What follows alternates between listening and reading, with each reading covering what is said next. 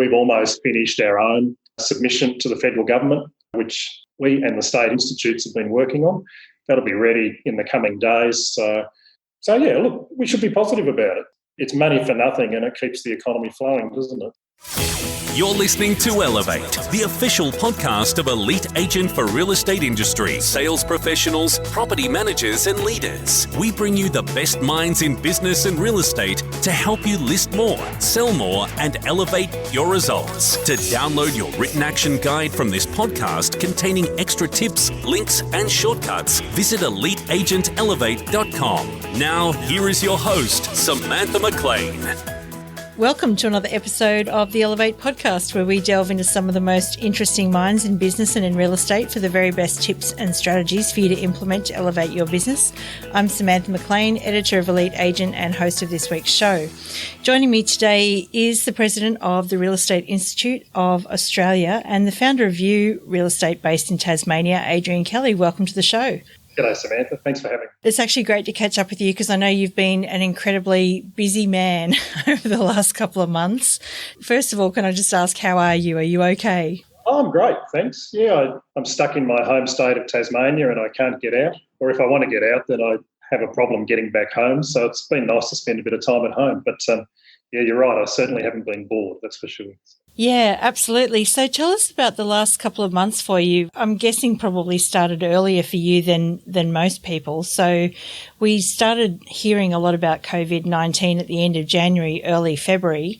When did you first get an inkling that this was going to be a very big deal for this industry? Well, I had a bit of an unfair advantage because my partner flies with Qantas. Right. And we found out about what was happening on that particular Saturday, but we knew a week or two beforehand because, you know, there were Qantas baggage handlers and people like that at Tullamarine talking about border closures and that sort of thing before it really became public news. And yeah, the rest is almost sort of history, isn't it? So the proverbial hit the fan and all of a sudden a lot of those Qantas employees are also our tenants. So they started phoning us because they were all stood down, as well as my own partner, one of the 20,000. So the phone started ringing from those people who are our tenants saying they've lost employment and can't pay the rent, but then their phones also started ringing because a lot of those people are also our property owners. So it became a bit of a double whammy for them. And to be honest, that whole tenant situation is still yet to play out, isn't it? Because every state still has a non-eviction period in place. I mean, our non-eviction period here in Tasmania is due to end at the end of June. So we'll be the real litmus test as to what's going to happen to those tenants. Yeah, as I say, there's a lot of water to go under the bridge yet. Yeah, absolutely. And let's just talk about the rivers because there's rivers, I would say, that are going under plenty of bridges right now. So one of those rivers is obviously the stimulus packages that the government's got going on. So let's attack JobKeeper first, or not attack it, but talk about it. So JobKeeper has been something that has been helpful to tenants and to employers to basically keep business going while everything's been shut. The only thing is that JobKeeper in the real estate industry, with volumes being down over April, and Fair Work last year brought in some new regulations to do with the minimum income threshold, or the MITRE as we know it as. How does what's happened with COVID and JobKeeper impact the MITRE, and what likelihood have we got of commission-only employees making the MITRE this year? Well, to separate the two issues, we recognised very early on that there was a problem with JobKeeper for estate agents because of the way that we trade. And estate agents have this thing called a pipeline, so sales that have been made but they're yet to settle.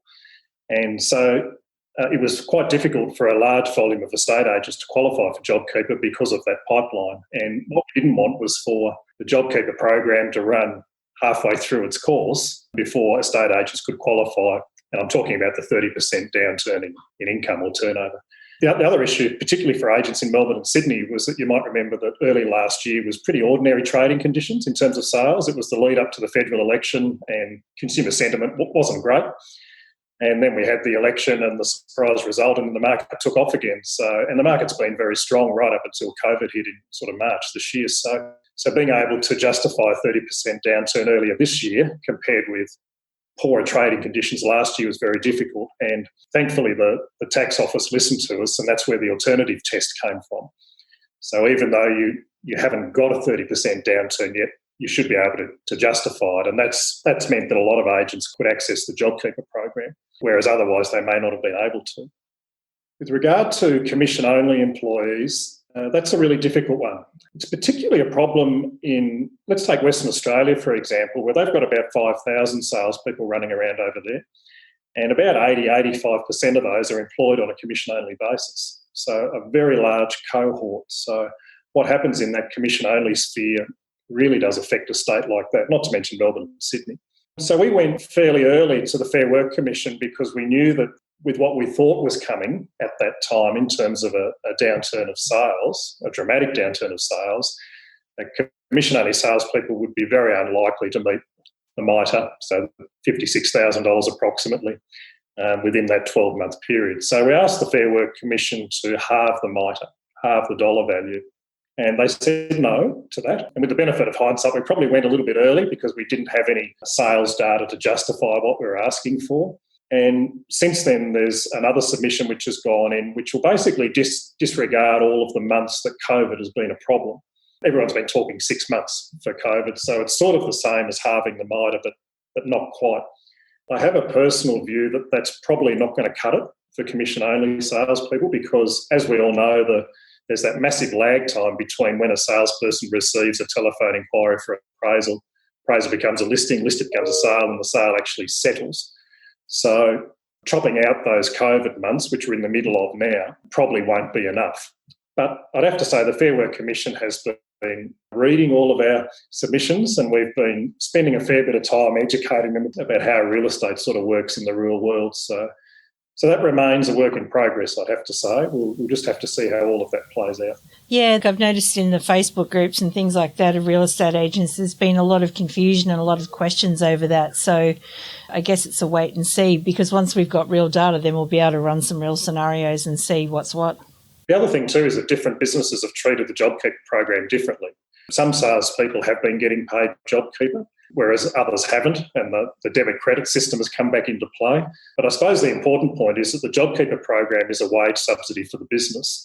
It's not meant to be a bonus for salespeople. And I'm sorry to give some of your viewers the bad news, but that's what it's all about. It's about making sure the business can survive through difficult trading periods. But I understand that different businesses are treating it differently for various reasons. And it has been difficult for some businesses. Like, we've seen different levels of rent problems across the country. So talking to some people that are saying, well, we haven't had to deal with too many rent reductions at all. We haven't had to deal with too many tenants in hardship. But then you look at other areas where it's a very, very big problem. What are you seeing from a national point of view on that situation for people who have lost their jobs as a result of COVID-19? It's hard to get the numbers, isn't it? It's really difficult. You know, I'm hearing a good 10% of tenants are in trouble in Victoria, but less than 10% in New South Wales. But, 10% of a large population is a very large number of tenants, no matter how you look at it. And the problem for tenants is in terms of unemployment and rent reductions, is probably going to be a lot more pronounced in Melbourne and Sydney than other parts of the country. That's just the reality. And Sydney and Melbourne get those big highs and big lows anyway. But I think the real problem is yet to play out, and that's going to come round in sort of September, October, when JobKeeper and JobSeeker come to an end potentially. Mm-hmm. Banks are going to start to want their mortgage repayments again from their property owners, and the non-eviction period, particularly those who have lost employment and haven't been paying rent, is going to start to come to an end.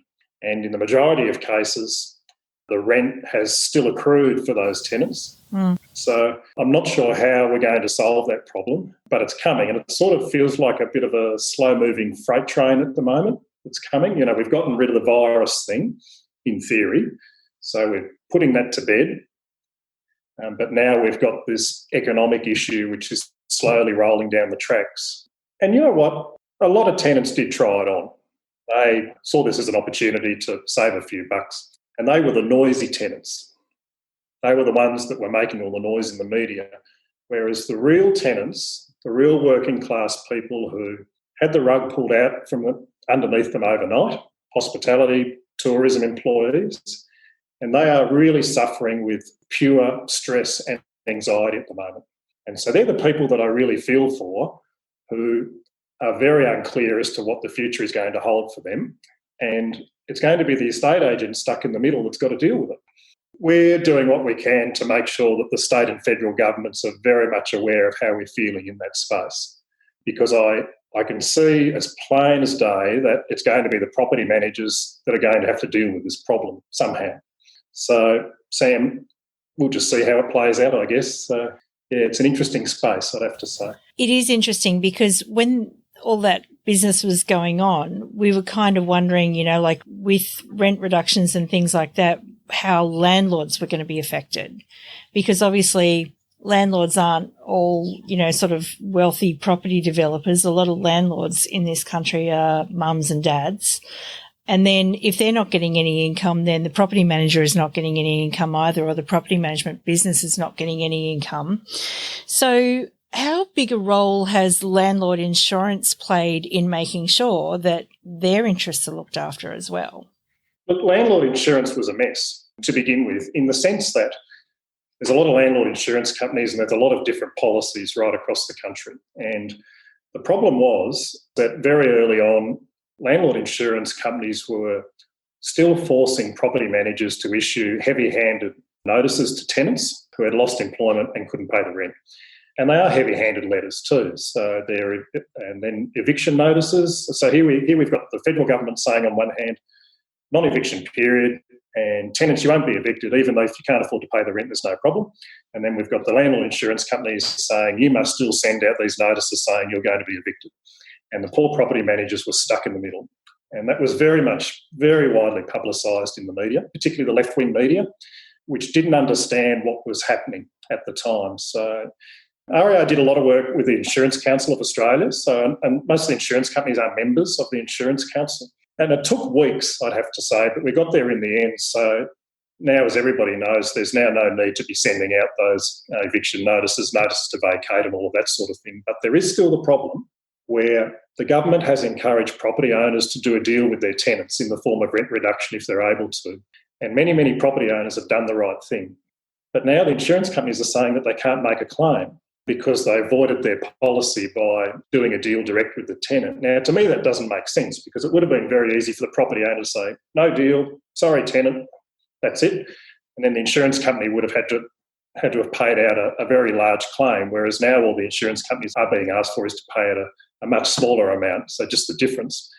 So that remains a work in progress. I mean, we've got to remember that insurance companies are businesses as well, and they can see what's coming, just as everybody else can. So it's probably likely that they're going to get somewhat smashed, and they want to limit that. And we get that. But at the same time, the real estate industry and all of our property owners out there have been very supportive of landlord insurance companies over a number of decades now. And with what is coming, now's probably the time for them to step up and do the right thing. Interesting. Just then you referred to something that it occurred to me in the thick of the crisis, watching you handling the whole thing, was that you're not just dealing with what's happening at a federal level, you're also dealing with what's happening with different legislation in different states. How difficult has that been for you to try and get everybody on the same page? I think some of us had really loved there to be a national standard on this. What are your thoughts on that and moving forward? I really take my hat off to the state institutes, because they were in the thick of this just as much as any of us. So, and whilst we would have liked some sort of national framework or guidelines with regard to tenancies, the trouble is it's state-based legislation, and some states were very good in the way they managed the problem. And we have to remember that we were talking about a pandemic back then, and the idea was that all tenants, if we needed to shut Australia down, all tenants, or everybody for that matter, needed to have a roof over their heads. That's what it was all about. And we get that. But now, some states moved a lot quicker than others. For example, Tasmania, where I live, their non-eviction legislation was in place a good 3 or 4 weeks before any other state. And it seemed to me that some of the biggest states were some of the slowest to move. And I'm not sure whether that's, larger government departments and, more bureaucrats and that sort of thing. It was interesting, but I think we got away with it in the end. So I'm not sure whether I've answered your question, Sam. There's only so much that REIA at a federal level can do. I mean, we're pretty lucky because since the federal election last year, we now have a dedicated Minister for Housing in Michael Silker. So we do have a direct line into the federal government by Michael, which has been outstanding, I'd have to say. But you're right, it did create difficulties with all of the states heading off in different directions. And, thankfully some some states have been very good in providing funding for those tenants who have lost employment. A couple of thousand up in Queensland, and I think it was 2.5 in Victoria, a couple of thousand down here in Tasmania. Although it's not sheep stations, every little bit helps at the moment, doesn't it? So yeah, absolutely. And you know what? Trying to get all of the states to do something is a bit like getting a bunch of real estate agents to do something together. It's the old herding cats thing. You know, it's not that easy. Anyway, there's nothing like a pandemic to bring everybody together, I suppose, is there? Yeah. Well, I know when it hit, we were planning on a move to Queensland, but I think that's still off the cards for a while. We'll be cooling our heels in New South Wales. Well, that's an interesting one. We've been talking about what's going to happen with tourism in Australia. Everybody's been stuck at home for so long, and everyone's going to want to go on a holiday. So who would have thought people are going to want to go to Surfers Paradise or, back up to Cairns for a holiday, or come back to Tasmania where I live. So I think even though domestic tourism is in a bit of a hole at the moment, we've got a suspicion that's going to bounce back very strongly once all those borders are reopened and COVID really is under control. Yeah, I agree. I think, this whole thing has been a very personal thing for everyone.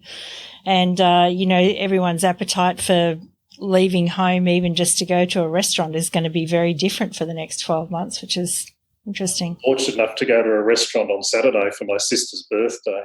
And I'd have to say it was a bit of a surreal experience, but I have a new appreciation for what we've got.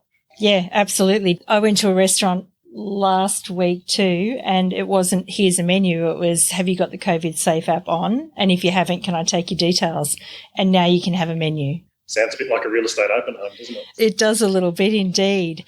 Let's talk about moving forward, because the government have just recently announced a new stimulus package where they're offering $25,000, for renovations and things like that. I mean, you can't build a swimming pool or a tennis court, and as I understand, investors can't use it either. But how do you see that impacting the real estate industry over the next few months? I haven't heard any business person in Australia be critical of the government for the work that they've done in stimulus packages. And this is just another example of that.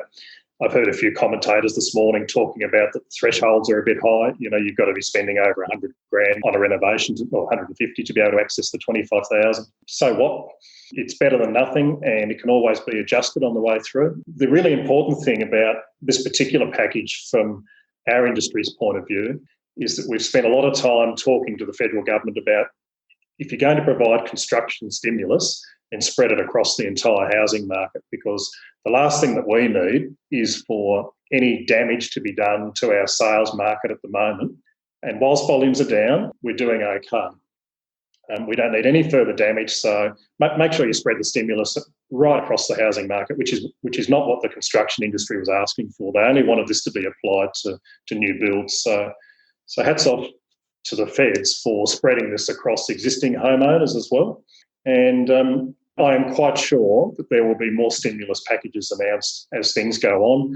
We've almost finished our own submission to the federal government, which we and the state institutes have been working on.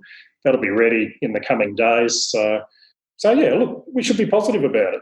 It's money for nothing and it keeps the economy flowing, doesn't it? So, yeah, it's a good thing. Yeah.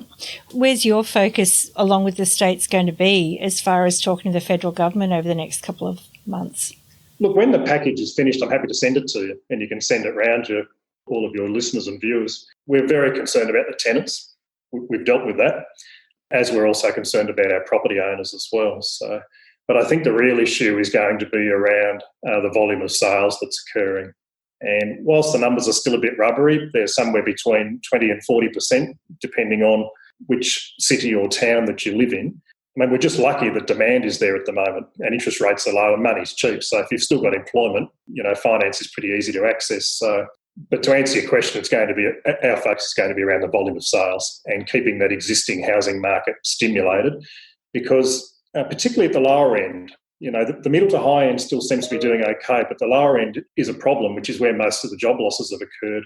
But the trouble is you need those sales occurring at the lower end, because that's where the domino effect starts.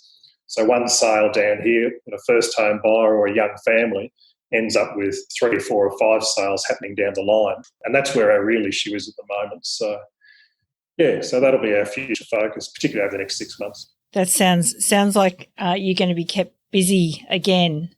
One more topic I'd like to talk about is stamp duty. one of everybody's favourite topics in the real estate industry, I think, either one way or another. But there's been talk of stamp duty being scrapped, which could go one of two ways for industry businesses. And that is, one thing is everyone says, yes, that's great. Or then you get a whole lot of people sitting on the fence waiting to see if it actually does get scrapped or not. What kind of messages are you hoping are happening about stamp duty right now? If there's going to be an adjustment to the way that stamp duty works, then the governments, I'm talking about state governments because it is a state government tax, they need to move pretty quickly. Because the last thing we need is people sitting on their hands, which is what's happening at the moment in terms of potential sellers. We don't need potential buyers doing exactly the same thing. I mean, the stamp duty and other land tax, I mean, they're all nonsense, and they always have been. Should have disappeared when the GST came in, but they never did.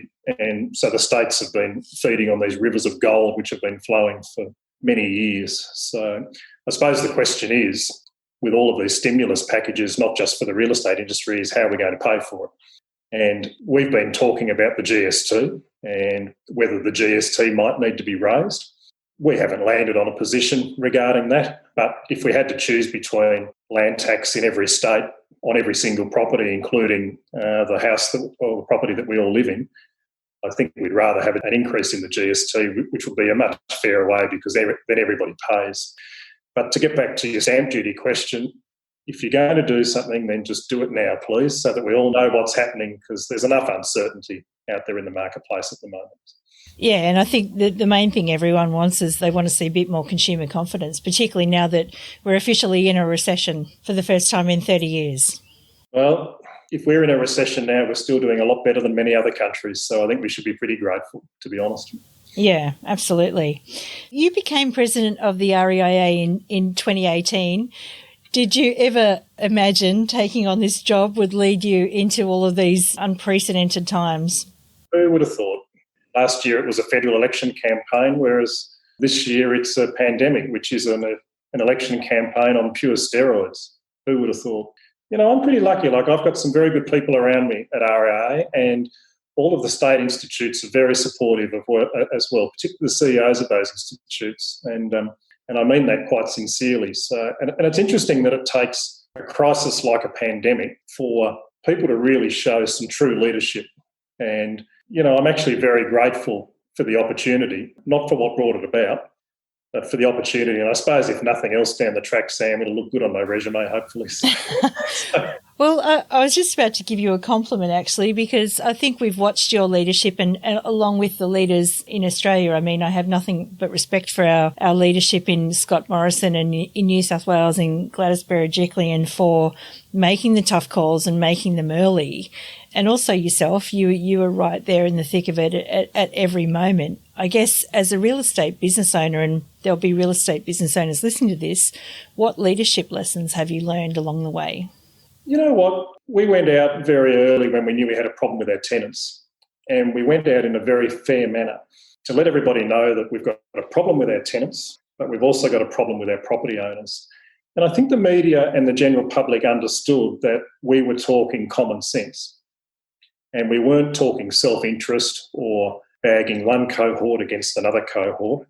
And, in those early weeks, you really didn't hear from people like the Tenants Union and that sort of thing. And that was because what we were talking about was the truth, as difficult as it was at the time. So to answer your question, I suppose, so long as you're upfront and honest with people all the time, and they won't always like what you have to say, but that's just tough.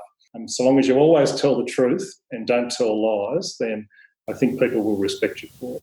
Yeah, I think that's a really good lesson. Moving forward, we were having a conversation. Obviously, COVID-19 has changed the world. It's changed Australia. It's changed the way that a lot of us do business. And it brought back a memory of, the Apple iPhone. When the Apple iPhone came out, it had an unintended consequence in that people stopped buying chewing gum at checkouts because they were on their phones, scrolling Facebook rather than looking at what the supermarkets had put in front of them. Are there any unintended consequences you think we should look out for, or anything in the future you think we should look out for in the next few months? We always used to talk about what threats there are to the real estate industry, didn't we? And, we were talking about technology or a Google or a Facebook or whatever. Ubers, yeah. Yeah. But we never thought about a pandemic, did we? No. And the biggest threat to the real estate industry is the one that's actually not there yet. And here it came. And none of us saw it coming. So I'm not sure what the answer to your question is, but I was really impressed with the way that estate agents moved to technology very quickly. And I really felt for the auctioneers because their businesses were essentially shut down overnight. And this was on a Thursday night, for God's sake, and they had auctions booked for Saturday morning. So I think the real lesson out of this is that as an industry, we are actually very adaptive. I mean, we should be thankful that we're one of the industries that was allowed to continue to trade right through this. An essential service, housing affects everybody. So I think the answer is, yeah, Sam, being able to adapt. And I'm sure we would do it again. I hope we don't get another pandemic or something that comes out of left field, which we don't see coming. But I think it just does go to show that we're probably better than what we give ourselves credit for, I reckon. Yeah, absolutely. Well, I mean, I've watched everyone and, I've actually watched some businesses, people that I know quite well, have actually leaned themselves down, made themselves more efficient, adapted with virtual tours and so on. I mean, that was going to be my last question to you, is your own business. I mean, you must have had to juggle seriously between View and between your role as... I'm lucky. I've got some really nice people that work for me. They're not gorillas, if you know what I mean. So they just got on with it. Admittedly, with the heads up that I had with the Qantas thing, we closed all our offices straight away and sent everybody to work from home. So no physical offices were open. And I don't regret doing that at all. And it's actually worked out quite well. And we had that virus outbreak up in the northwest of Tasmania. I've got a couple of offices up there. So it was probably good that we did move pretty quickly. So no, it's been good. It's all right. Our market's still pretty strong down here, I'd have to say. So I think the locals have realised that they better hurry up and buy something before Qantas is flying again and all the mainlanders are back. So maybe too far away. So I think by and large, Tasmania's coming out of it pretty well unscathed, sort of. Yeah. So no, it's been good. You just got to be mindful of all the tourists coming in now. We'll take anybody's money at the moment, thank you. So, but just leave the virus in your home state if you don't mind. Yeah, no, good advice. Well, Adrian, look, it's been really great to talk to you and get some insight into what you've been experiencing over the last couple of months. If there was one thing you'd like to leave the audience with, or one tip that you'd like to leave the audience with, what would it be? Look, to be honest, I just want to say thank you for the way that everyone's conducted themselves. It's been extremely trying times, but by and large, I think we should be pretty proud of the job that we've done, particularly in the way that we've managed our tenant problem, because they are human beings with feelings and emotions as well. So thank you for your time, Sam, as well. It's been great to talk to you too. And I'm sorry it's taken a few months to be able to catch up with you, but I'm really pleased that we've got the opportunity now. So. Yeah, I'm sure we'll be hearing from you more in the next couple of months. Adrian Kelly, thank you so much. Thanks, Sam. We hope you enjoyed this episode of Elevate from Elite Agent. To download your written action guide from this podcast containing extra tips, links and shortcuts, visit eliteagentelevate.com.